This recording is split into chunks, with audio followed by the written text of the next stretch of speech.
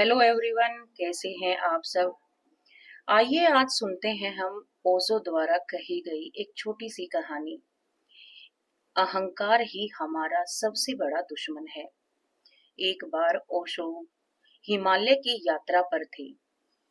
मनाली में एक वृक्ष के नीचे पता चला कि मुझे एक साधु 20 वर्ष से बैठा हुआ था और वहीं रहता था। वो वृक्ष ही उसका आवास था।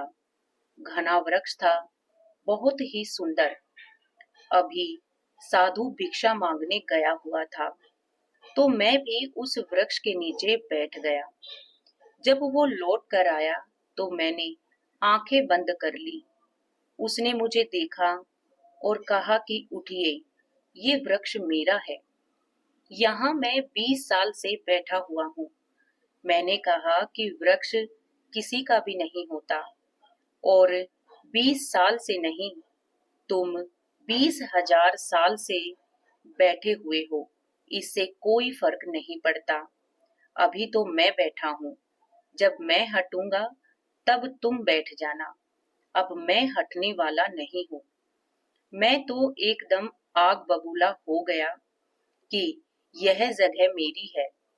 हर एक को पता है, यहाँ और भी बहुत से साधु और सन्यासी आते हैं। सबको मालूम है कि यह वृक्ष मेरा है। मैंने उनको भी भड़काया, तो उनका क्रोध बढ़ता ही चला गया। फिर मैंने उनसे कहा कि मैं सिर्फ ये जानने के लिए आपको भड़का रहा था। मुझे कुछ लेना है, देना नहीं, वृक्ष से। मुझे यहाँ रहना भी नहीं है। मैं सिर्फ ये देख रहा था कि आप 20 साल पहले घर छोड़ दिया, बीवी बच्चे छोड़ दिए। आपकी कथाएं मैंने सुनी है कि आप बड़े त्यागी हैं, मगर अब यह वृक्ष जिसे आप पकड़कर बैठे हुए हैं, क्या ये आपका हो गया? यह जमीन आपकी हो गई। इस पर कोई और दूसरा बैठ नहीं सकता, तो यह नया घर बसा लिया। यह स्वाभाविक है कि अगर समझ न हो तो तुम जो भूल करते थे, फिर भी वही करोगे।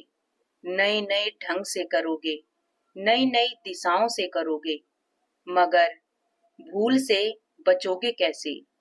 निश्चय ही मोह और सामान ये कोई शत्रु नहीं है, क्योंकि अहंकार ही सबसे बड़ा शत्रु है। और अहंकार का जो फैलाव है, वो जहां जहां तक होता है, उसकी जड़ें बहुत मजबूत हो जाती हैं, और वहां वहां मोह भी अपने आप चला आता है। जहां तुमने कहा कि मेरा, वहां मोह है। इसीलिए मैं कहता हूं कि ये मत कहो कि मेरा, मेरा धर्म मत कहना। मेरा शास्त्र, मेरी कुरान, मेरा बाइबल, मेरी गीता, ऐसा कहना उचित नहीं है। कि मेरा देश, मेरी जाति, मेरा वर्ण, मेरा कुल, ये सब मोह है। और इन सब से छुटकारा पाना ही इंसान का अंतिम कर्तव्य बनता है।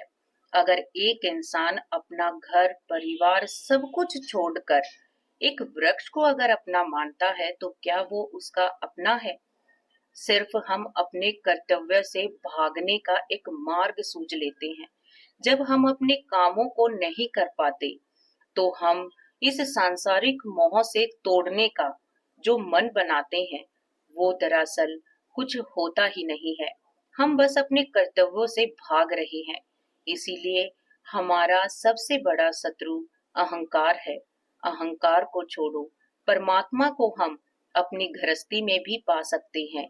परमात्मा को हम अपने बच्चों और अपने परिवार के साथ, एक इंसान अपने पूरे परिवार को छोड़कर अपने आप को संत कहने वाला, अपने पीछे परिवार को दुखी करने वाला और दूसरों को आशीर्वाद देने वाला, कैसा संत है जिसने अपने परिवार, अपने बच्चों को रास्ते पर छोड़ दिया, रोने के लिए छोड़ दिया? क्या वो एक अच्छा संत है? नहीं, वो सिर्फ एक अहंकारी है, अपने कर्तव्यों से भागने वाला है। इसीलिए सिर्फ परमात्मा का नाम रखिए। इन ढोंग, मेरा तेरा, इसमें कुछ नहीं है। ये थी हमारी कहानी। ओशो के विचारों से अगर हम दुनिया को देखें तो दुनिया बहुत सुंदर और बहुत साफ नजर आती है।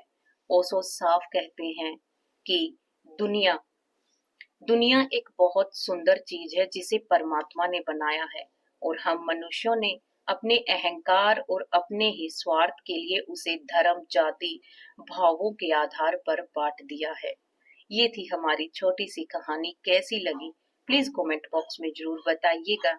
शेयर कीजिएगा, अगर अच्छी लगी है तो लाइक कीजिएगा और चैनल को सब्सक्राइब कीजिएगा। धन्यवाद।